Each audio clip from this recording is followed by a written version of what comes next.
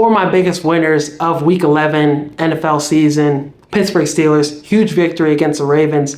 This Steelers defense is elite. And this defense is good enough for you to think they could compete against the Chiefs. They could be that team. The biggest threat to the Chiefs repeating in the AFC.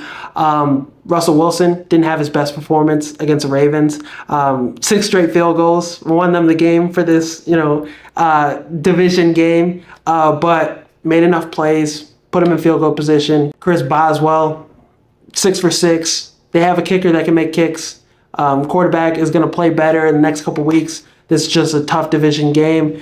Had a terrible interception, but I think this is not a continuous thing that will happen. I think how he's been playing, he's confident. Another victory, even within him playing bad, he's not going to continue having another performance like this. And is undefeated as a starter for the Steelers. So they really don't have a weakness. The defense is elite. They have playmakers. Najee Harris has been doing good in the run game, 700 yards rushing right now. Pickens, 700 yards. Mike Williams was a good addition. I expect him to be more productive in the next couple games. In his first debut game, he had a touchdown that was huge. And Mike Tomlin, he's going to outcoach other coaches in those game-winning situations, game management situations. Mike Tomlin deserves Coach of the Year this year for how he's coached the Steelers team and how he's always coached the Steelers team. I mean, he's never had a losing season. Now he has a quarterback that's the best quarterback he's had since prime Big Ben. So now you see why they're 8-2. They could really win their division. And if a team has to come play in Pittsburgh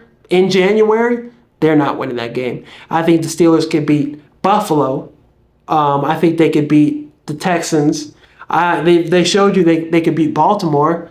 Lamar Jackson, they've had an answer for him every time. They make him uncomfortable. The great defensive line they have can dominate a Ravens offensive line. They made Derrick Henry fumble for the first time in 2 years.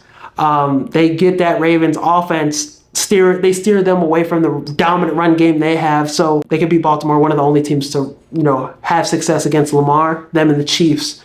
Kansas City, I think they're the biggest threat to Kansas City. How good that defense is, they can make it a tough day for Patrick Mahomes in that offense.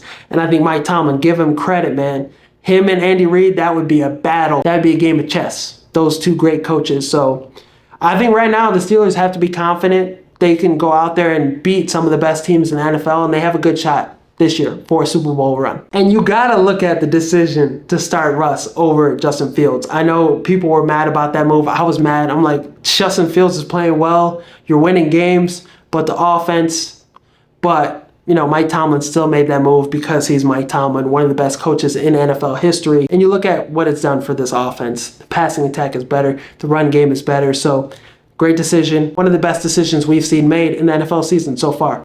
The Buffalo Bills got another huge victory against the Kansas City Chiefs. And this victory, I feel like, has kind of put Josh Allen closer to getting MVP this year. Him and Lamar, I think it's a 2-man race right now. I think Lamar, if he plays a lot better and plays the level he was playing before this game against the Steelers, he could still win MVP. But Josh Allen and Lamar, these are two quarterbacks that matter to their team more than any other quarterback in the NFL. Josh Allen is the Buffalo Bills offense. Lamar is the Ravens offense as well. I know they have Derrick Henry, but Lamar is that Ravens team.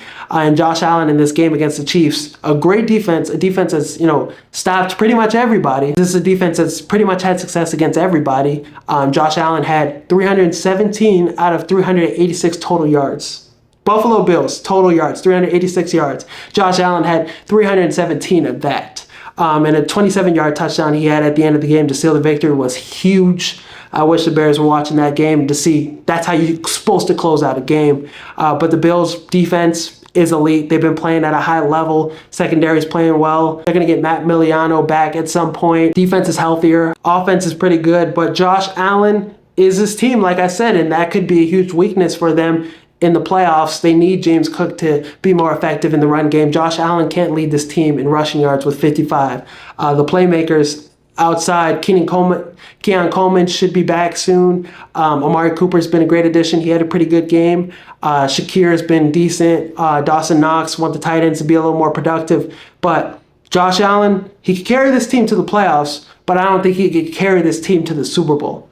At some point, he's going to run out of gas. and he's not going to be able to take this team far. And against the Steelers, defensively, they're going to be able to have Josh Allen's number, I think. They're going to be able to have something for Josh Allen. How good that defense is, I don't know. So Buffalo right now, I think the teams they could beat, Texans, the other wild card teams, Chargers, against Kansas City, Baltimore, and the Steelers, I don't see them beating those teams in the playoffs. The Miami Dolphins right now, they're back in the playoff hunt. They're 4-6 right now. They look like one of the worst offenses in the NFL when Tua's hurt with his concussion. But now that he's back, this is a top 5 offense. They're scoring 27 points per game. Tyreek Hill, he hasn't been as productive this season, but they're finding ways to be an efficient offense without him being the main focal point. Jalen Waddle's been great. Jonnu Smith, the tight end, he's been a top 5 tight end production-wise. The last couple weeks, he's been great. 101 yards receiving and a touchdown. Threw the touchdown in the crowd to his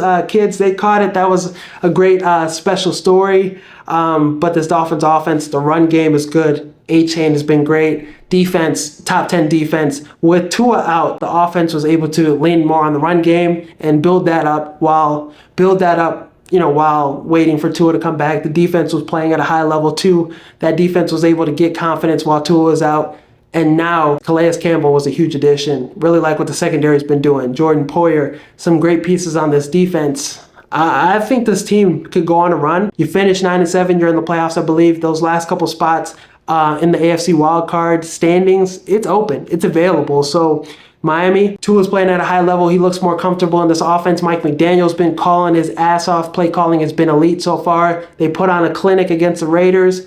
So if they could keep this up, the schedule is not that bad either. They got New England, Green Bay. They could beat Green Bay, I feel like, with how this offense is playing and how defensively they've been playing. The Jets, they could beat the Jets. Houston's beatable. San Francisco's beatable. Cleveland, Jets again. So you have a shot. Run the table, and you're in the playoffs, I feel like. So really happy with how well this team has been playing. It's always great to see Tua playing at a high level, not putting himself in harm's way anymore. That tackle he had, that was concerning, but as long as he could stay healthy, as long as his offense and defense could play complementary football, Dolphins got a shot. The Denver Broncos have been one of the most surprising teams this year, 6-5 right now. Bo Nix has been playing at a high level. Sean Payton is showing you when I get the quarterback I want, I can have success. And he's really right behind Mike Tomlin for Coach of the Year. This offense looks great. Bo Nix is playing at a high level, 14 touchdowns, 6 interceptions. The Rookie of the Year race isn't over by any means. He's right up there, right next to Jaden Daniels for Rookie of the Year. And just the athleticism he plays with, he can run. He can run. Another like Josh Allen kind of guy. He got some speed to him. And the accuracy, the throws he was making against a pretty good Falcons secondary, he was cooking them all day. And he's now had 4 games this season with 2 touchdowns and 70% completion percentage.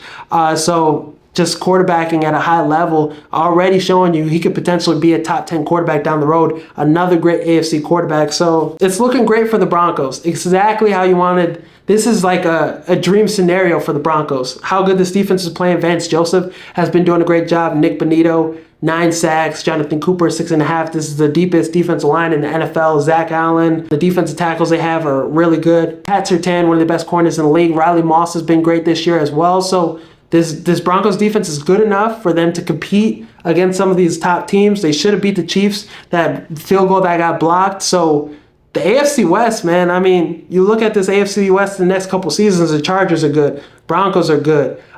Chiefs now, it's not looking like they're going to be running away with this division anymore. Their window could be closing in a couple years. Who knows? Some people thought the NFC North was going to be the worst division in football this season. They thought it was going to be as bad as the NFC South.